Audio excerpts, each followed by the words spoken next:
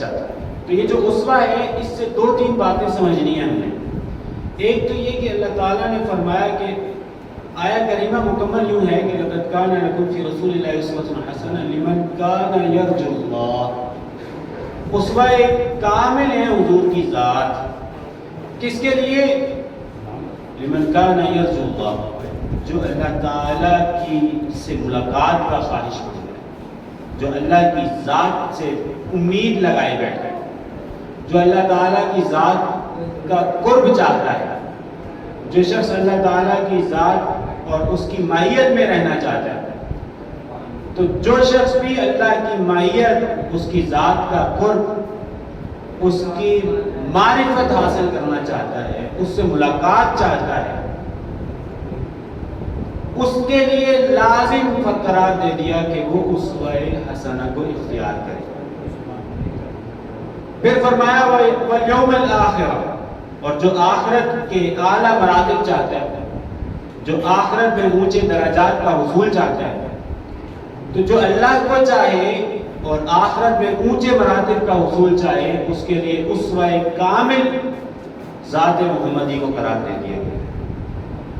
اور آخر میں فرمایا وَذَكَرَ اللَّهَ كَثِيرًا، ایسا شخص جو اللہ کا بڑا ذکر کرتا ہے۔ تو اس آیہ کریمہ سے 2-3 باتیں ثابت ہوئی۔ پہلی بات جو ثابت ہوئی وہ یہ ثابت ہوئی بھائی کہ اگر آپ ہمیں خواہش ہے اللہ تعالیٰ کی معیت، اس کی قربت، اللہ تعالیٰ کی معرفت حاصل کرنے کی، اور اگر خواہش ہے کہ ہم آخرت میں اعلیٰ مقام اور مرتبہ حاصل کر پائیں، اعلیٰ درجات حاصل کر پائیں، اور اللہ کے ذکر بھی کرتے ہیں اور اس کی بھی خواہش رکھے ہوئے ہیں، تو ایسے شخص کے لیے کامل نمونہ صرف ایک ہی ذات ہے، اور وہ حضور اقدس صلی اللہ علیہ وسلم کی ذات بابرکت ہے۔ اس پر لازم ہے کہ اگر وہ یہ چیزیں چاہتا ہے تو وہ اسوہ رسول کو اختیار کرے۔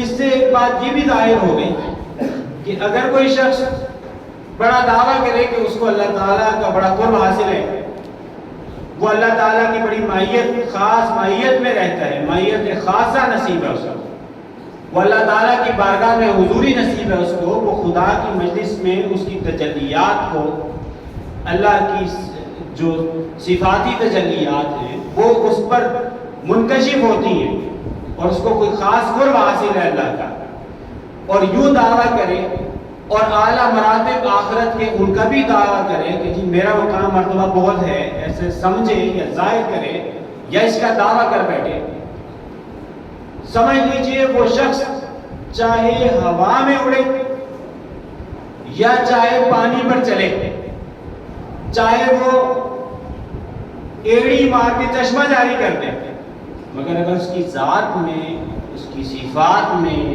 اس کے اعمال میں، اس کی فکر میں اسوہ رسول اگر نہیں ہے تو سمجھ لیجئے سب کچھ دعویٰ سب کچھ ہے، مگر وہ شیطنت ہے، وہ حقیقت ہے۔ کہ اللہ تعالیٰ نے حقیقت کو، یہ حقیقت تب بنے گی جب وہ اپنے آپ کو تابع کرے گا اسوہ رسول کا۔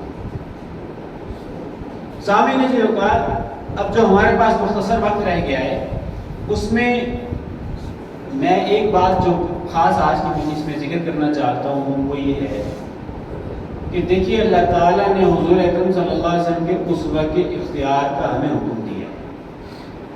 اب جو حضور کی سیرت ہے اور آپ کے جو اسوہ ہے جس کو اللہ تعالیٰ نے کامل بنایا، اتم بنایا، اکمل بنایا، ایک تو یہ بات بھی ذہن میں رکھیے کہ اسوہ کا کامل ہونا متقاضی ہے کہ حضور کی ذات میں نہ آپ کی ذات میں کوئی نقص آئے، نہ آپ کی صفات میں کوئی نقص واقع ہے۔ تو اسوہ کا کامل ہونا اس بات کو لازم قرار دے دے گا کہ نقص نہ دکھے۔ اب اگر کوئی شخص ذات میں نقص نکال رہا ہے اور صفات میں نقص نکال رہا ہے تو سمجھ لیجئے کہ وہ کامل اسوہ کو ناقص قرار دے رہا ہے، جو کہ ممکن نہیں ہے۔ تو ذات بھی کامل ہے اور صفات بھی کامل ہے۔ اب اس ذات بابرکت کے اسوے سے کچھ رہنمائی لینا آج کی مجلس میں ہمیں۔ آپ صلی اللہ علیہ وسلم کے بارے میں بات سمجھ لیجئے کہ سرکار کریم علیہ السلام کے اسوہ کا ایک بہت ایک اہم حصہ وہ آپ صلی اللہ علیہ وسلم کی خلق کریمہ، آپ صلی اللہ علیہ وسلم کی طبیعت مبارکہ، اس میں کچھ صفات غالب تھی، اور یہ جو صفات تھیں یہ صفات کو کسب کرنے کی حاجت نہ ہوئی تھی، بلکہ اللہ تعالیٰ نے ودیت کی تھی، آپ کی صفات کو آپ کی طبیعت میں رچ بس گئی تھی۔ اللہ تعالیٰ نے حضور کے خلق کی طرف اشارہ فرمایا، اللہ تعالیٰ نے فرمایا وَإِنَّكَ لَعَلَىٰ خُلُقٍ عَظِيمٍ کہ اے حبیب مکرم آپ بہت اعلیٰ اخلاق پر فائز ہیں، بہت اونچے اخلاق پر فائز ہیں۔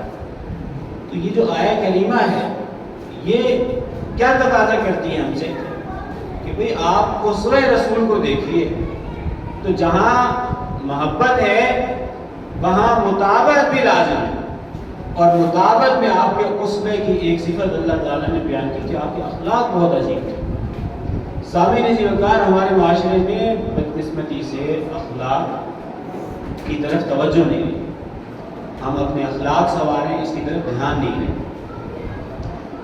حدیث شریف آپ نے سن رکھی، حضور اکرم صلی اللہ علیہ وسلم نے ارشاد فرمایا، جب سیدہ عائشہ صدیقہ سے پوچھا گیا کہ حضور کے اخلاق کیسے تھے تو کیا فرمایا؟ کان خلقہ القرآن، فرمایا قرآن مجید جو ہے یہ حضور کے اخلاق کا نمونہ ہے، حضور کے اخلاق کی رہنمائی کرتا ہے۔ جو خلق حسن ہے، جو اخلاق ہے، ان میں ایک بات اور ذہن میں رکھیے کہ یہ اتنی اہمیت کی حامل چیز ہے کہ آپ صلی اللہ علیہ وسلم باقاعدہ اس ارشاد فرمایا کرتے تھے کہ اس کو سیکھو، جیسے دیگر تعلیمات حضور اکرم صلی اللہ علیہ وسلم آپ امت کو ارشاد فرماتے، ایسے خلق حسن کے اختیار کرنے کا بھی فرماتے تھے۔ اور آپ نے ایک روایت آپ کے سامنے میں پیش کرتا ہوں جو اس بات کی، اس کی اہمیت پہ دلالت کرتی ہے۔ دیکھیے حضور اکرم صلی اللہ علیہ وسلم فرمایا، حضرت ابو ذر غفاری رضی اللہ عنہ آپ فرماتے ہیں یہ غفاری ہے، غفاری نہیں ہے، اس کو غفار نہیں پڑھنا، غفاری، یہ غفاری قبیلہ سے۔ ابو ذر غفاری رضی اللہ عنہ فرماتے ہیں کہ انہیں حضور اکرم صلی اللہ علیہ وسلم فرمایا کہ اے ابو ذر اتق اللہ حیث ما کنت، بھئی ابو ذر تم جہاں کہیں بھی ہو، جس حال میں بھی ہو، آپ اپنے گھر میں ہیں، خلوت میں ہیں، جلوت میں ہیں، آپ اپنی کسی بھی جگہ پر آپ ہیں، آپ طلبہ ہیں، پڑھائی کر رہے ہیں، یا جو بزنس کر رہے ہیں، مارکیٹ میں بیٹھا ہوا شخص ہے، سیدنا ابو ذر غفاری فرماتے ہیں کہ حضور نے فرمایا کہ بھئی جہاں بھی رہو اللہ کا تقوی اختیار کرو، اتق اللہ حیث ما کنت، جہاں بھی رہو اللہ کا تقوی اختیار۔ فرمایا وَأَتْبِعِ السَّيِّئَةَ الْحَسَنَةَ، اور جو آپ اگر کسی سے لغزش صادر ہو جائے، گناہ صادر ہو جائے تو پھر ضابطہ فرمایا کہ بھئی اگر لغزش ہو جائے بتقاضۂ بشریت، اگر آپ سے کوئی معصیت گناہ سرد ہو جائے تو اس کے فوری بعد تربیت کیا ہے کہ فوری بعد نیکی کیجیے۔ کیا کریں گے؟ مثلا کسی نے جھوٹ بول دیا، اب فوراً اس کے دماغ میں یہ کلک تو کرے گا کہ میں نے غلط بیانی کر دی یہاں پہ۔ کسی نے غصہ کر دیا بے جا، کسی نے جھگڑا کر دیا، اب اگلے ہی لمحے احساس تو ہوگا کہ یہ میں نے غلط کر دیا۔ تو جب احساس ہو فرمایا اتبع السیئۃ الحسنہ، کہ بھئی اگر آپ سے معصیت گناہ ہو جائے تو فوراً نیکی کیجیے، آپ جا کے وضو کر لیجیے، غصہ آ گیا ہے وضو کریں گے طبیعت بہتر ہو جائے گی، جا کے اگر کوئی چیز زیادہ ڈپریشن کی کیفیت ہو گئی ہے، دماغ پہ سوار ہو گئی ہے تو آپ غسل کر لیجیے، وضو کر کے 2 رکعت نوافل پڑھ لیجیے۔ تو نیکی کیجیے۔ غیبت ہو گئی، کسی مجلس میں بیٹھے ہوئے کسی کی برائی کر دی تو کیا تعلیمات ہیں؟ اتبع السیئۃ الحسنہ، نیکی کیجیے، اس کے بعد تازہ وضو کر لیجیے، اور یہ جو آپ نیکی کریں گے اس کے بعد فرمایا تمحوہا، یہ السیئہ جو برائی آپ سے سرزد ہو گئی یہ اس کو معصیت کو مٹا دے۔ اور پھر فرمایا وخالق الناس بخلق حسن، بھئی لوگوں کے ساتھ اخلاق حسنہ سے پیش آؤ، لوگوں کے ساتھ بھلائی کا معاملہ کرو، ان کے ساتھ اچھے اخلاق سے برتاؤ کرو، ایسے بد تہذیب نہ بنو، اچھی تہذیب سیکھو، اچھے اخلاق سیکھو۔ اور سامعین سے وقار جو ایک روایت آپ کو سناتا ہوں جو اس کی اہمیت کو واضح کرے گی کہ حضور کی سیرہ میں جو اخلاق کا عنصر ہے وہ کتنا اہمیت ہے. دیکھیے مجھے ایک بات بتائیے, آپ ہم سب میں سے لوگ چاہتے نہیں چاہتے کہ آپ صلی اللہ علیہ وسلم کی قربت نصیب ہو؟ چاہتے نہیں چاہتے؟ بتائیں. ہر شخص کی خواہش ہے. میلاد کا مہینہ ہے, حضور کے ولادت پر ہم جشن کر رہے ہیں. ہم میں سے ہر شخص یہ خواہش رکھتا ہے کہ حضور اکرم صلی اللہ علیہ وسلم کی سرکار کی معیت اور قربت نصیب ہو. آپ صلی اللہ علیہ وسلم اپنی مجلس میں قریب بٹھا لیں, حضور کی قریب سے زیارت ہو, حضور کی مجلس کی قربت چاہتے ہیں یا نہیں چاہتے؟ بتائیں. اب حضور نے اس کا ایک حل دے دیا, آپ نے اس کی تعلیم دے دی. اب وہ تعلیم پہ آج ہم نے تعلیم لینی ہے اور اس پر عمل کا ارادہ کر کے فرمایا, حدیث شریف میں آتا ہے, فرمایا ان من احبکم الیہ, تم میں سے میرے نزدیک سب سے زیادہ محبوب شخص ہوا ہے. سب سے زیادہ محبوب, حضور کا محبوب بننا ہے نہیں بننا ہے نا انشاءاللہ. تو کیا فرمایا؟ فرمایا ان من احبکم الیہ, میرے سب سے زیادہ میرا محبوب تم لوگوں میں سے وہ شخص ہے. وَأَقْرَبِكُم مِّنِّي مَجْلِسًا يَوْمَ الْقِيَامَةِ, اور قیامت کے روز سب سے میرے قریب مجلس میں, بیٹھک میں, بیٹھنے میں میری سب سے زیادہ قریب شخص کون ہے؟ فرمایا قیامت کے روز میرے سب سے زیادہ قریب کون ہے؟ فرمایا احاسنکم اخلاقا, جو تم میں سب سے بہترین اخلاق رکھتا ہے. جو تم میں سب سے بہترین اخلاق رکھتا ہے, قیامت کے روز وہ شخص میرے سب سے زیادہ قریب ہے.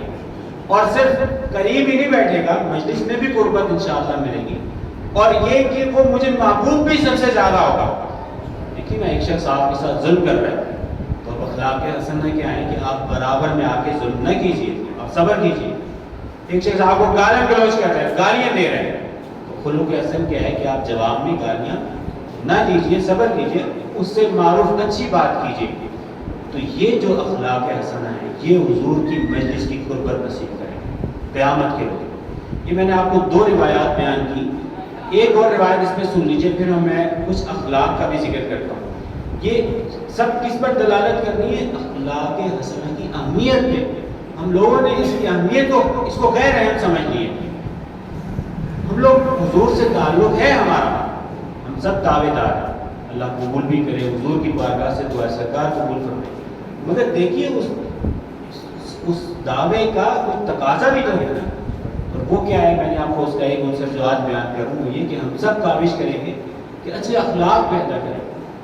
ایک اور حدیث شریف سن لیجیے, اس سے آپ کو اندازہ ہوگا کہ اس کی اہمیت کیا ہے, یہ سمجھ لیجیے.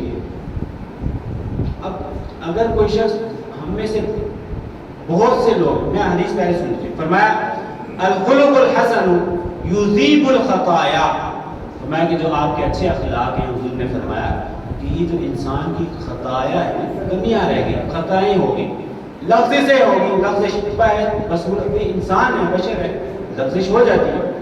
تو جو خطایا ہیں, گناہ ہیں, لغزشیں ہیں, یہ ان کو ایسے گھول کے میلٹ کر دیتا ہے, ختم کر دیتا ہے. کما یذیب الماء الجلید, فرمایا جیسے پانی برف کو پگھلا دے گا, ایسے جو اچھے اخلاق ہیں وہ آپ کے گناہ کو, کمزوریوں کو ختم کرتے ہیں. اور پھر فرمایا والخلق السوء, اور جو برے اخلاق ہیں, بد اخلاقی ہے, بد زبانی ہے, بد کلامی ہے, ایک دوسرے سے نفرت کرنا ہے, ایک دوسرے کو لعن طعن کرنا, غیبت کرنا وغیرہ وغیرہ, جو خلق سوء ہیں, برے اخلاق ہیں. حضور اکرم صلی اللہ علیہ وسلم فرمایا یفسد العمل, یہ عمل کو ایسے فاسد کر دیتے ہیں, ضائع کر دیتے ہیں, ایسی نیکی کو ختم کر دیتے ہیں. کما یفسد الخل العسل, فرمایا جیسے سرکہ جو شہد کو ختم کر دیتا ہے, اس کے تاثیر کو, ذائقے کو وغیرہ, ایسے یہ ختم کر دیتا ہے. سامعین جی وقار, بھئی ہم نیکی بھی کریں, ہمیں نماز بھی پڑھیں, اور نماز پڑھنے کے بعد کہیں جا کے باہر معاملات میں, مارکیٹ میں بیٹھ کے چار گالیاں بھی نکالیں. ہم نمازیں بھی پڑھیں, نوافل بھی پڑھیں, اور جا کے کوئی بدزبانی کر دیں, بڑے کی عزت نہ کریں, بڑے کا اکرام نہ کریں, بڑے کے آگے بول دیں. ہم نیکی بھی کریں اور جا کے کسی چھوٹے پہ شفقت نہ کریں، اس کو بلا وجہ مار دیں یا اسے برا بھلا کہنا شروع کر دیں، اکرام نہ کریں، چھوٹے پہ شفقت نہ کریں، تو مجھے بتلائیے کیا یہ آسان سودا ہے، اچھا سودا ہے کہ آپ ایک طرف تو نیکی جمع کیے جا رہے ہیں، کلیکشن ہو جا رہی ہے، اور دوسری طرف اعمال خلق سوء کی وجہ سے وہ ضائع بھی ہو جائے؟ یہ گھاٹے کا سودا ہے یا نہیں؟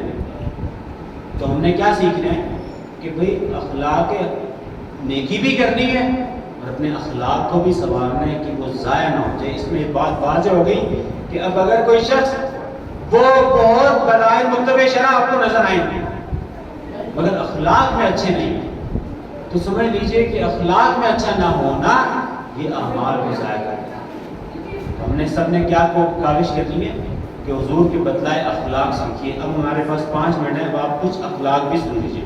حضور باقاعدہ، یہ میں نے 2-3 روایات آپ کو سنائی اس کی اہمیت کو واضح کرنے کے لیے کہ یہ غیر ہیں، قطعاً اس کو نہ سمجھیں۔ اللہ تعالیٰ نے ہمیں حکم دیا ہے کہ اسوہ کو اختیار کرو، اور نجا اسوہ رسول کے اختیار کرنے کے لیے، اور اسوہ کی بڑا اہم عنصر حضور کے اخلاق حسن ہے۔ آپ نے اس کا حکم دیا کہ اس کی تعلیم حاصل کرو۔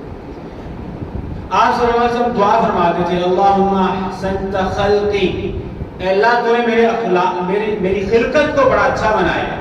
آپ کو معلوم ہے حضور کے خصائل میں آپ نے پڑھا، شمائل میں پڑھا، حضور کی ذات آپ سب سے زیادہ خوبصورت آدمی تھے۔ حضور اکرم صلی اللہ علیہ وسلم آپ کا چہرہ کان احسن الناس وجہا، سرکار کی مثل کوئی نہیں تھا، آپ جیسا خوبصورتی میں کوئی نہیں تھا، جسم کی ڈھیل ڈھال میں، پرفیکشن میں، صحت میں آپ جیسا کوئی نہیں تھا۔ تو فرمایا، دعا فرماتے ہیں اللہ جیسے تو نے میرے اخلاق، جیسے میری خلقت بہتر کی ہے، احسن خلقی، ایسے میرے اخلاق کو بھی بہتر کر۔ تو یہ 3 روایات 4 روایات میں نے بیان کر دی کہ ہم یہ سیکھیں کہ اخلاق کو غیر اہم نہیں کرنا، ہم نے اسے سیکھنا ہے، اپنی زندگیوں میں لے کے آنا۔ اب حضور کے کچھ اخلاق بھی سن لیجیے۔ حدیث شریف میں آتا ہے، کان رسول اللہ صلی اللہ علیہ وسلم دائما البشر، حضور مسکراتے رہتے تھے۔ اب چہرے پہ مسکراہٹ یہ اچھے اخلاق میں سے، اور یہ نہ سمجھیں کہ پریشانیاں نہیں تھیں۔ وہی حدیث میں آتا ہے کہ 1 مہینہ 2 مہینہ تو گھر میں چولہا نہیں جلتا تھا، اور اس وقت کی بات ہے جب 9 ازواج مطہرات تھا، مہینہ 2 مہینے گھر میں چولہا نہیں جلتا تھا۔ تو پریشانی، مالی پریشانی بھی تھی، آپ کا فقر اختیاری ہے، سرکار چاہتے تو کیا آپ حاصل نہ کر پاتے، لیکن آپ نے ارادتاً اس کو حاصل نہیں فرمایا۔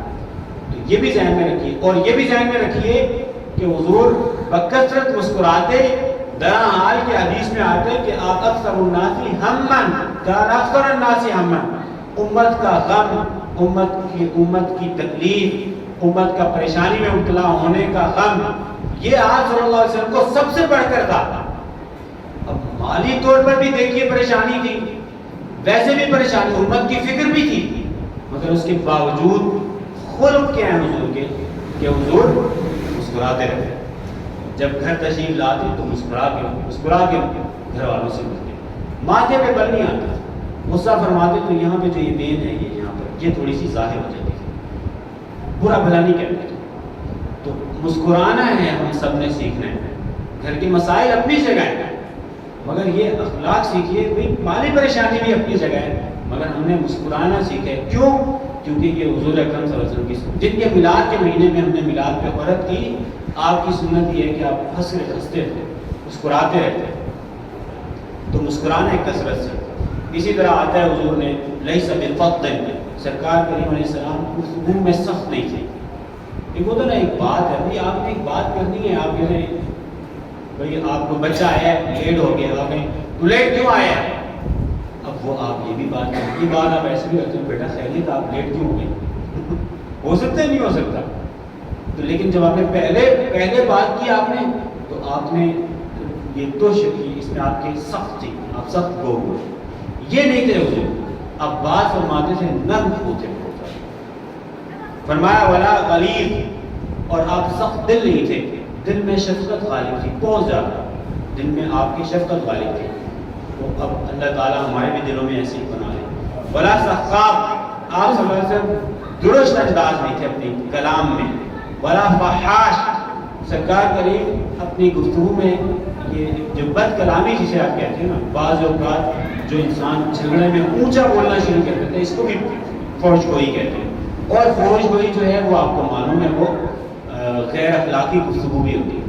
تو حضور غیر اخلاقی گفتگو نہ فرماتے تھے. ولا عیاب، آپ صلی اللہ علیہ وسلم عیب جو ہی نہیں کرتے تھے. یہ نہیں کہ یہاں بیٹھے ہیں فلاں کے عیب، فلاں نے یوں کر دیا، اس نے یوں کر دیا، فلاں کے اگر کسی کا پتہ چل گیا تو پردہ رکھتے. ایسا نہیں کہ بس ایسے اس کو جناب مجلس میں بیان کر دیں. دو دوستوں کو کسی تیسرے دوست کی بات پتہ چل گئی، جناب وہ پورے کالج میں پورے دوستوں میں آپ بات میں یار اس کے ساتھ یہ اس کے ساتھ. ایسا نہیں کرنا. یہ عیب جو ہی نہیں کرتے تھے حضور بخیل نہیں تھے، مشاحن نہیں تھے. یہ تغافل عما لا یشتہی، اور آپ کا معمول مبارک تھا کہ جس شے میں آپ کی رغبت نہ ہوتی تھی نا اس سے بالکل صرف نظر کرتے. جو چیز آپ سے متعلق نہیں تھی اس سے صرف نظر کرتے. ہم نے ایسے مشائخ دیکھے ہیں کہ آپ جب تک ہم نے دیکھا انہیں جب تک مخاطب نہ کرے نا وہ اپنے کام میں مصروف ہے. آپ وہ بچہ شور کر رہا ہے، کچھ کر رہا ہے، کچھ نہیں کرے. جب تک کہ کوئی انہیں نام لے کے مخاطب نہیں کرے گا تب تک اپنے کام میں مصروف ہے. تو یہ ہے کہ آپ کی جو چیز متعلق نہیں ہے آپ اس میں انٹرفیئر نہ کریں. اور حضور کی سنت بھی ہے. اور وقت کم ہے تو میں 2-3 اور باتیں عرض کر دیتا ہوں، باقی اختصار کر دیتے ہیں. فرمایا روایات میں آتے ہیں چلا کا نفسہ من ثلاث، آپ نے 3 چیزوں سے دور رکھا ہوا تھا خود کو. یہ اس لیے بتلا رہے ہیں کہ آج سے ہم اس پہ انشاءاللہ عمل کریں گے. 3 چیزوں سے حضور دور تھے آپ کی ذات. کیا؟ ایک میراث، آپ جھگڑا نہیں کرتے تھے، مخاصمہ، مجادلہ، مشاجرہ، جھگڑا وغیرہ نہیں کرتے تھے. تو جھگڑے سے بچیں تھے، جھگڑا نہ کریں، یہ اللہ کے رسول کو پسند نہیں. والاکثار، آپ نے نعمت جو ظاہری نعمت ہے اس کی کثرت کبھی نہیں کی اپنے پاس. مال کی کثرت، دنیا کی کثرت، گھر ہیں تو بہت زیادہ گھر ہوں، سواریاں بہت زیادہ سواریاں ہیں، اس کی ضرورت نہیں ہے. کہ آپ کی طبیعت ایسی ہونی چاہیے کہ اس کی ضرورت بس ضرورت کا کمائیے، اس سے زیادہ نہ کریں، بہت زیادہ چیزیں جمع نہ کریں. حضور نے کبھی اپنی ذات کے لیے بہت زیادہ چیزیں جمع نہ فرمائیں. اور فرمایا ما لا یعنیہ، جو آپ کے سے متعلق نہ ہوتا، جیسے میں نے پہلے بھی عرض کیا حضور اس کی طرف توجہ نہ دیتے تھے. اور فرمایا وترک الناس من ثلاث، 3 چیزیں ایسی تھیں کہ لوگوں کو حضور نے بچا رکھا تھا ان سے. اب وہ 3 چیزیں کیا تھیں؟ لا یذم احدا، سرکار کریم علیہ السلام کا اسوہ یہ تھا، آپ کے اخلاق یہ تھے کہ آپ مذمت نہیں کرتے تھے نام لے کے فلاں تو ایسے ایسا ایسا ایسا ایسا. یہ مزاج مبارک نہیں تھا. ہمارے یہاں گھروں میں ہوتے ہیں بچے بچوں کو برا بھلا کہہ رہے ہیں، بچے بڑوں کو برا بھلا کہہ رہے ہیں، بڑے چھوٹوں کو برا بھلا کہہ رہے ہیں. یہ پسندیدہ رویہ نہیں ہے. حضور نے آپ کے بارے میں آتا ہے کہ لا یذم احد، مذمت نہیں کرتے تھے ایسے نام لے کے. ولا یعیب، آپ عیب جو ہی نہیں کرتے تھے. ولا یطلب عورتہ، اور آپ کسی کی توہ نہیں لیتے تھے. یہ مسائل خواتین میں ایسے بہت زیادہ ہوتے ہیں، آج کل ایسے مردوں میں بھی ہوتے ہیں. اور جناب وہ کیا کر رہا ہے، فلاں کیا کر رہا ہے، دیکھیے کسی کی کمزوری کمی آپ کو پتہ چل گئی، جناب وہ شور مچانا شروع کر دیں. تو یہ جو توہ لینا ہے یہ اللہ کے رسول کی سنت نہیں ہے، اس سے ہمیں بچنا ہے. وَكَانَ لَا يَتَكَلَّمُ إِلَّا فِي مَا رَجَا ثَوَابَهُ، اب جس کے ایسا کلام بھی وہ فرماتے جس کے ثواب کے اجر کی امید ہوتی، یعنی لفظ کوئی نہیں کرتے تھے. بس بعض لوگ ہوتے بولتے ہی رہتے، ایسا مزاج نہیں تھا. بلکہ گفتگو آپ وہ فرماتے تھے جس کے کرنے میں اجر ملے، یعنی خیر کی گفتگو آپ صلی اللہ علیہ وسلم فرمایا کرتے تھے. آپ گفتگو سنتے کسی کی، آپ کی مجلس میں، یہ ویسے ایک بات کر کے ختم کرتے ہیں، یہ بھی ہمارے یہاں بڑا مسئلہ ہوتا ہے. فیملی بھی مجلس لگی ہوگی، ایک صاحب یہاں بیٹھے والے ان والوں سے بات کرتے ہوں گے، یہاں والے ادھر سے بات کرتے ہوں گے. اب وہ جناب وہ تیسری سی پکڑی ہوتی ہے یا 2 کان میں علیحدہ باتیں کر رہے ہوں گے. یہ مجلس کے آداب نہیں تھے. اور آداب کیا تھے؟ آداب یہ تھے کہ جب من تکلم عنده انصتوا له، جب کوئی حضور کی بارگاہ میں گفتگو کرتا تو سب خاموش ہو کے اس کی بات سنتے تھے، حتی یفرغ، یہاں تک کہ وہ اپنی بات مکمل کرتے تھے. اور آپ سنتے تو حدیثهم عنده حدیث اولهم، اور حضور کا معمول یہ تھا کہ آخر شخص بھی اگر کوئی کلام کرتا تو اتنی مکمل توجہ سے اس کی بات سنتے، ایسا لگتا ہے کہ جیسے وہ پہلا شخص ہے، اپنی مجلس میں پہلا شخص ہے جو گفتگو کرتا ہے. ایسا نہیں کہ وہ بس آخر میں آ گیا تو اس کو بس چھوڑ دیا، ایسا نہیں کرنا۔ سامعین عزیز وقار، یہ چند ایک میں نے حضور اکرم صلی اللہ علیہ وسلم کے اخلاق ذکر کیا آپ کے سامنے، کیوں؟ تاکہ ہم میلاد شریف کے مہینے میں جہاں ہم حضور کی محبت، یہ میلاد کا مہینہ جہاں محبت کا احیاء کرتا ہے، آپ کی ہمارے دلوں میں حضور کی محبت کو اجاگر کرتا ہے، محبت قلبی تعلق کو اجاگر کرتا ہے، وہاں ہم یہ بھی سمجھیں ہم سب کہ یہ مطابعت، محبت متقاضی ہے مطابعت کا۔ ہم نے حضور ایک سٹیپ آگے بڑھنا ہے، حضور کی سنت اور آپ کی سیرت کو بھی سیکھنا ہے، اور آپ کی سیرت میں ایک بڑا اہم عنصر تھا وہ اخلاق کا تھا، اور میں نے آپ کو حدیث بیان کی جس میں اس کی اہمیت پہ حضور اکرم صلی اللہ علیہ وسلم نے روشنی ڈالی۔ اللہ کے حضور دعا ہے کہ جو کہا جو سنا اس پر ہونے کی توفیق عطا فرمائے، ہماری ہے